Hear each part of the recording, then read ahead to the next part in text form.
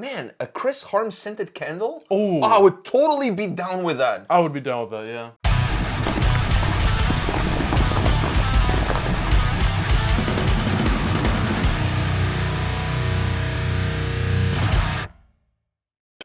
Welcome to another episode from Takedowns to Breakdowns with A&P, and today we're here to talk about things that we would like to see happening or things that we have on our bingo card as far as metal in 2022 is concerned.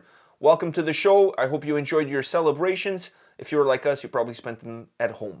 Yeah. Now, for 2022, I thought, you know what the metal world needs? Scented candles. And I know everybody at home right now are thinking about Gwyneth Paltrow, vagina scented candles.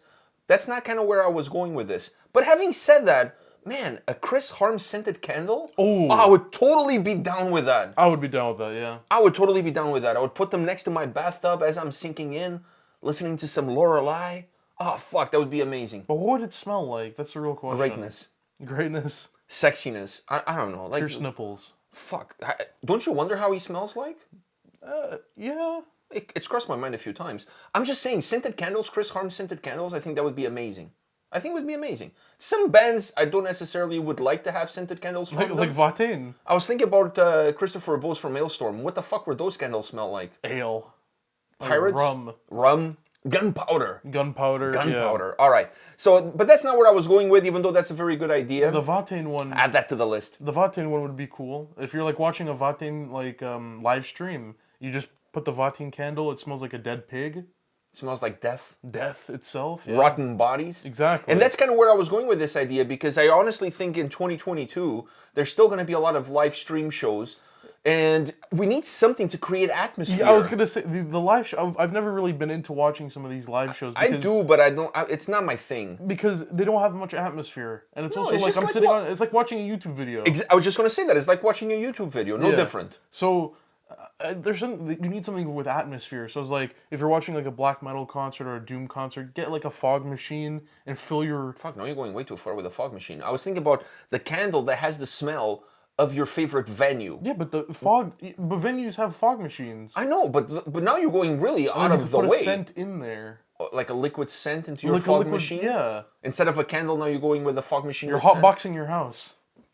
I'm done with any of that. I just think that if I'm watching a live stream, I don't know, like creator live stream for the sake of the argument here, it would be nice to have the smell of what you normally experience at a creator show, whatever that smell is. I know that when I go to creator shows in Toronto, the smell is normally BO. BO, and most shows is BO. So that's what you would get. A little bit of BO, a little bit of burned pyro. I don't know, like, I'm just throwing ideas out there. I think it would be kind of cool. You set up your laptop, you're getting ready for the live stream, you pop some candles around you, boom, you feel like you're there. And then your mother walks in the house like, why does it smell like shit in here? Why does it smell like a locker room in here? Yeah, why does it smell like jock straps? It is what it is. So that was one thing that it came to my mind that I thought would be kind of cool for 2022. Now, there's a Japanese scientist that's coming up with this invention that if you're watching a cooking show on TV, and you lick the TV, if you lick the item, you get to taste what the item tastes like. I don't know how they're going to do this. That's fucking cool. But, and I don't know if this is going to apply to other genres, like porn, for example. No, I'm not sure if you want to lick the screen. Listen, the world already has VR porn. We don't need tasting porn. Let me give you something from back in the old days. When I was a kid, they used to have these calendars, like a hand-size calendar. And was it scratch and sniff? Yeah, on one side was like a woman, and on the other side was the actual calendar, right? And on the side that there was a woman, the underwear, if you licked it or you wet it, then you could see her bush. So I was thinking along those lines. Okay. So now moving that into the TV realm. And for a metal show, I don't know if you want to lick the TV during a metal show. Like, why would you want to lick the TV? You would lick Chris Harms. You'd lick his shirt just to see if he has the pierced nipples. Wow, man. This guy's going to sue us one of these days. Or he's going to get his nipples pierced. I don't know, but could you incorporate the whole licking of the TV into metal? I don't know if if it's something that can go together. I don't think so. Unless I can't really think of a metal concert you'd be watching. Beer? Like you have like a can of beer and you lick the can of beer on the TV? During an Amon Amarth concert? Yeah. He like specific Amon Amarth ale. And you can't buy it, like they can't ship it. Like a band that has bands that have their own booze. My Dying Bride, they have their own beer, right? But they can't ship it here. They can't ship it to Canada. They can't ship it to the U.S. I want to taste it. I want to see how it tastes like. So during the concerts, like, you know, my Dying Bride beer, 5 minutes now you can lick it, and then you lick it and you get a little bit of a taste. You have to wipe your TV every single time. Yeah, you can probably get some germs on your tongue and. Or 𝗙𝗥𝗢𝗪𝗡𝗏. 𝗙𝗥𝗢𝗪𝗡𝗏, They have their vodka. They have the vodka. You can lick the Fuck, TV. 3 licks in and you're already hammered. Never mind the candles at that point. You don't give a shit about the candles. You're already like slunched over the table. You're all in. You're all in. So if we can get scented candles that smell like concerts, candles that smell like bands, you know, either bands or band members. Or band members, yeah. Either way, I'm cool with either way. The licking of the beer on the TV, I don't know if this would fly, but I'm thinking these would be cool ideas. The licking is too far because then you'd get guys like they'd be watching like concerts and then out of nowhere they just start licking the TV to see if they can lick the people on stage. You know what I was thinking? Imagine you having a bunch of friends over and you're doing a live stream in your house, and what's going to happen? Everybody's going to lick that same screen? That doesn't sound hygienic. Especially during these troubling times. I know. Fuck, it That's sounds a super awful. spreader event. Yeah, it's definitely a super spreader event. So I thought these would be some good ideas. Can you think of anything else in the metal world that you'd like to see happening in 2022? We were talking about VR. VR would be very cool in the sense of like you put on the headset and then you're in a certain spot, and either that or you're in a certain spot and you can't move, but you're in the perfect spot to see everything on stage. And then there's like generated people around you, but like not actual people, just like they're watching the show to vibe. Kind of like it's giving you the essence. You started really well, and now you've gone off the rails. Well, no, that's one. No, why not allow people that buy the tickets to be the virtual people at the show? Okay, but that's one. I was gonna say that's so the like second we could look one. for each other at the show. But that's the second.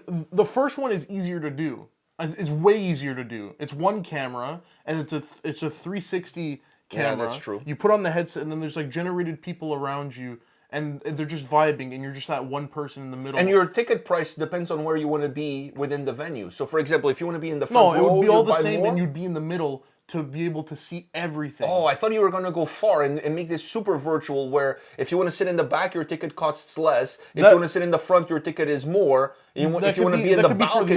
That could be for the other one. But I'm saying for this one, it's a lot cheaper. And it's weird how bands haven't done it. Because it does... I don't think there's a lot of people with virtual helmets, but this would definitely drive people to buy them. Some virtual helmets are very cheap. Like, very cheap. Some of them are connected to the phone, so you could always have it, put your phone in there, boom. The band could actually sell their own with their own logo on it. Exactly. And it would actually... And not only would it help them for their virtual concert, it would help other bands. Exactly. And then they would always make the money getting people to buy those ones. Yeah, so like if you want an Amon Amarth helmet for the Amon Amarth show, you buy the Amon Amarth helmet for that show. But then if another band is having another show, you could just use that same helmet for the other show. Saying it's easy, but actually, doing it is also pretty like kind of easy, right? It would be hard to get the generated people. But them on stage would just be them on stage, and it would be live, and you could look around you. You can't move, obviously, but you'd be able to look around you and just, vibe. It would have more of an atmosphere. The second one would be you have the virtual headset, and me and you both have virtual headsets, and we can find each other, and everyone's meeting up. That would be very cool. That would be super cool. Would also be very hard. And you were like, hey, dude, what's going on? And then your avatar face looks similar to you. Do you know what I mean? And when you put your finger on the person, their name pops up so you know who the person is. That's just like VR chat then. Yeah, but that would be kind of the point too. You're not just enjoying the show, you get to talk to the person. Fuck, if we're going to be stuck at home for another year, which it looks like it's going to be... Just use VR chat. Just like fucking go all the way. I think all of these are cool. I think all of these are great ideas. And I think they're all easy. Well, maybe not easy to implement. The second one is very hard to do. Very hard to do. The first one is a lot easier to compare. If you're going to compare the two, the first one is a lot easier. So if bands were to do that, I think all it takes is one band to do it. If one band starts, the ball will start rolling, other bands will start doing. And I think this then takes me to my last point, which is I would like to see something similar to iTunes, but on a video format for bands to all belong to, that pays actually the bands decent amount of money, not like royalties on YouTube, because it doesn't even go to the bands. You know what I mean? It goes to the copyright owners. I would like to see more centralized. So a subscription service where bands put content in, either be like the virtual concerts, either be like interviews with the band, like live chats, that kind of stuff. I know a lot of bands are using Patreon and that sort of stuff to do this kind of thing, but I think you should do it even more on a global scale and to make it even bigger. One thing back in the day that I always enjoyed about MTV is that they used to go into the studio when bands were recording albums and interview the bands in the studio while they were going through the recording process. So they would talk about like, this is where we are in the recording process. They would show you snippets of songs that they were working on. I always loved that because it kind of gives you a little bit of the behind the scenes of what's going on that you don't see that much of it these days, you know? So having that kind of content outside of YouTube, create a musician's platform where it's all driven towards the musicians. Not like the platforms that exist now where the musicians earn 5% and the rest of the 95% goes to everybody else but them. It should go. It should be the other way around. It should be the host of the app itself. They take like a 10% and the rest goes straight to the band. Yeah, everything goes to the bands. And it's not going to be based on the amount of people that are coming in. It's going to be based on who's watching your shows. So if I'm coming in always watching Amon Amarth, my money should not be going to Creator or to Exodus or to whoever. It goes to Amon Amarth because that's who I'm paying the member. I have access to all of them, but if I'm spending more time on one band, that band should get a bigger chunk of my revenue that I bring into that platform. I think it would be a really cool idea if you have live interviews, live stuff, just bringing the bands into people's homes. Because the whole concept of concerts, not that it's dying out, but it's becoming harder and harder with this pandemic. And the longer this pandemic goes, the more bands are staying outside of the realm of concerts and of the ability to make money and, VIPs and all of this kind of shit. I think that one will be a lot difficult because that one it's also. Well, you would have to get one corporation to do it, and then obviously you would sign agreements with different bands that would come in. Yeah, but once again, all it takes is 2 or 3 bands to sign up. Yeah, and then the door opens. The thing is, then after the pandemic, which I mean, we don't know when this is going to end, but at the same time, after the pandemic, no, but after the pandemic, you could still create content because think about this. There's bands are touring in some places that not everybody can go to a show. Right? Like, we're a little bit spoiled. We live in Toronto, it's a big city. Every tourist stops here. It's easier for us to go to a show.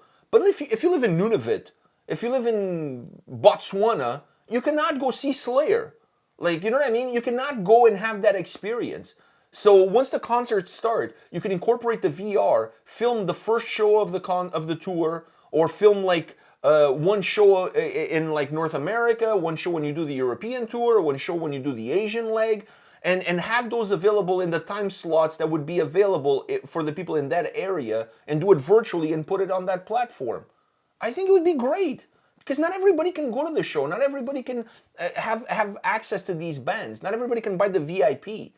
But how cool would that be? And then you can incorporate some elements that already exist like Cameo, where the bands you could request a birthday message from the band or this or that, whatever the case might be. Incorporate all of that. It would just create revenue for the bands without them even having to leave their own living room. And the fans wouldn't have to leave their living room either. It just seems like the world is kind of going that way. And if you want to keep the business going and you want to stay profitable, you have to be creative and stay ahead of the curve. Yeah. Not follow what... It was like the live streams. All it took was one band to do it, and then everybody followed suit. Yeah, I think out of all these ideas, the candle one is funny, but the candle one also could work if you want to... I would totally buy it. Create atmosphere, yeah. I would totally buy it. But out of all of these, that one, and I think mine with the first one, because the other VR one is you have to buy a full-on VR thing. That's expensive, dude. Yeah. That shit's really expensive. The other one is just one little headset you put your phone in, right? And it's a 360 angle. Experience. Yeah. Right. And I think bands, if one band does it, a bunch of bands will start doing it. And that is actually it's very smart because it's, you do get the sense that you're at the concert. Some people may not like it. Oh, well, I like sitting at, watching like a YouTube video. Well, that's you, but some people miss the feeling of being at the concert, seeing the band feeling like you're And very moving your head around and the angle changes, you know? Exactly. So I think that could work really, really well. And you can bring the scented candles at the same time. You pop them on, you have the VR. Then you really feel like Then you're there. really there. Then you're really there at that point. So and I then think you're like smelling the BO, and then you're turning around to like all the people there. around, like, it's like, oh, it's this guy. Yeah, it's definitely this guy. It's definitely this guy. You can talk as much shit too, because no one, obviously, they can't hear you. They can't hear you. Yeah, you can say whatever you want. So it's perfect. All right, I think all of these would be great ideas for 2022. If 2022 had a metal bingo card, let us know what ideas do you have. Do you like these ones? Would you buy the scented candles? Hit us up in the comment section, and we'll see you guys at the next video. See ya.